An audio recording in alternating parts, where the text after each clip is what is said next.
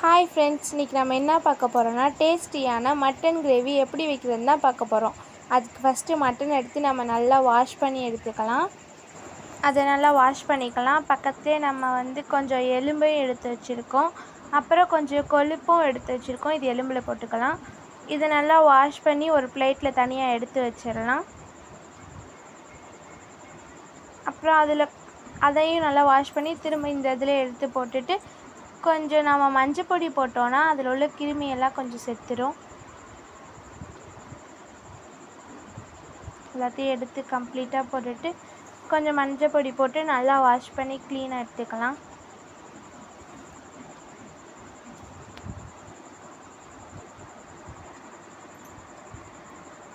நல்லா மஞ்சள் பொடி போட்டு வாஷ் பண்ணிடுங்க.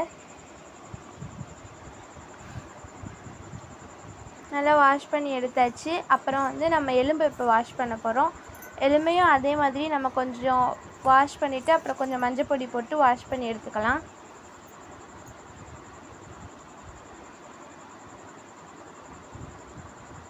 இப்போ மஞ்சள் பொடி போட்டு வாஷ் பண்ணிடலாம்.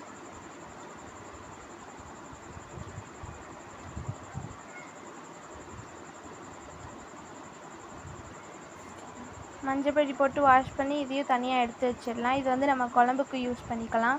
இந்த எலும்பை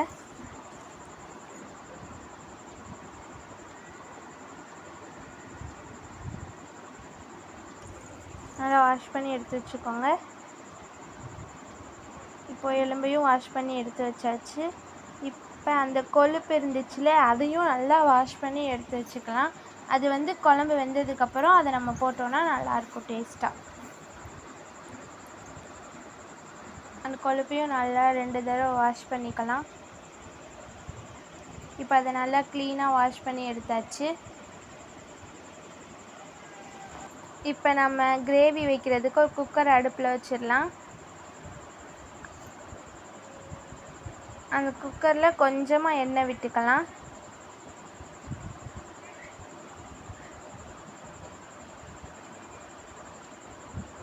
அப்புறம் அது நல்லா ஹீட் ஆன உடனே அதில் மிளகாய் கொஞ்சம் இன்க்ரீடியன்ட்ஸ்லாம் ஆட் பண்ணிக்கலாம். சோம்பு எல்லாம் போட்டுட்டு நல்லா எடுத்து வச்சுக்கலாம். இப்போ அதில் அந்த க்ளீன் பண்ணி வச்சுருந்த அந்த கறியையும் உள்ளே போட்டுடலாம்.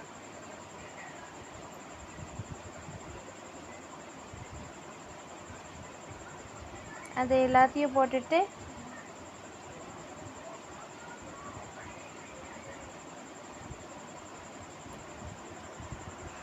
இப்போ அதை நல்லா கிளறி விட்டுக்கோங்க.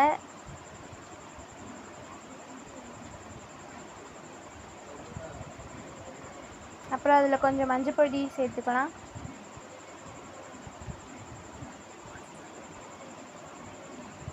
அப்புறம் அதில் வத்தப்பொடி கொஞ்சம் ஆட் பண்ணிக்கிறணும். நம்மளுக்கு காரத்துக்கு ஏற்ப நம்ம ஆட் பண்ணிக்கலாம். இப்போ தேவையான அளவு உப்பு ஆட் பண்ணிக்கோங்க.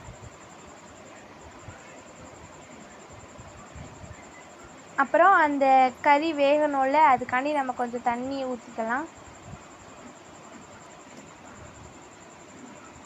ஃபஸ்ட்டு அந்த பொடி எல்லாத்தையும் நல்லா மிக்ஸ் பண்ணி விட்டுட்டு அதுக்கப்புறமா நம்ம தண்ணி ஊற்றினா அப்படின்னா தான் நல்லா மிக்ஸ் ஆகும்.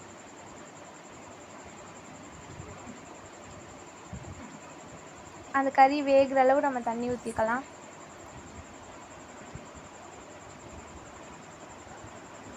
அப்புறம் நல்லா கிளறி விட்டுட்டு குக்கரை நம்ம மூடி வச்சிடணும்.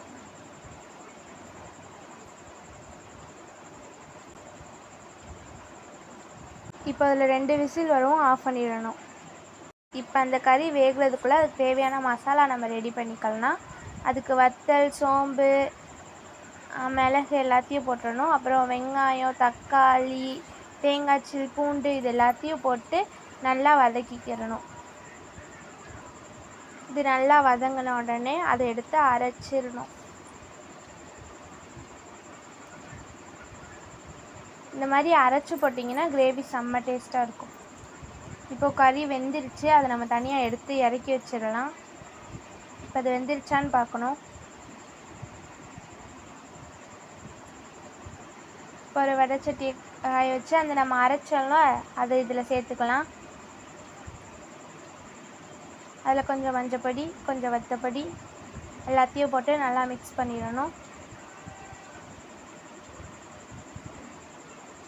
அப்புறம் கறி மசாலாஸும் கொஞ்சம் ஆட் பண்ணிக்கணும்.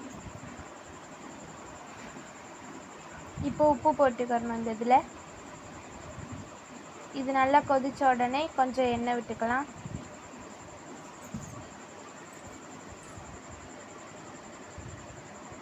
இது இப்போ நல்லா கொதிச்சிருச்சு. அந்த மசாலா ஸ்மெல்ஸ்லாம் போயிடுச்சு. இப்போ நம்ம வேக வச்சு எடுத்து வச்சுருந்த கறி இதில் ஆட் பண்ணிடலாம். இப்போ இந்த கறியும் நல்லா அந்த மசாலாவோட மிக்ஸ் ஆகிடுச்சு. இப்போ நம்மளுக்கு டேஸ்டியான ஒரு கிரேவி ரெடி ஆகிடுச்சு. இந்த சைடு குழம்பும் ரெடி பண்ணியாச்சு. இது வந்து ஈரல் ஸ்பெஷலாக வச்சுருக்காங்க. இது எப்படி வைக்கிறதுன்னு அடுத்த வீடியோவில் பார்க்கலாம்.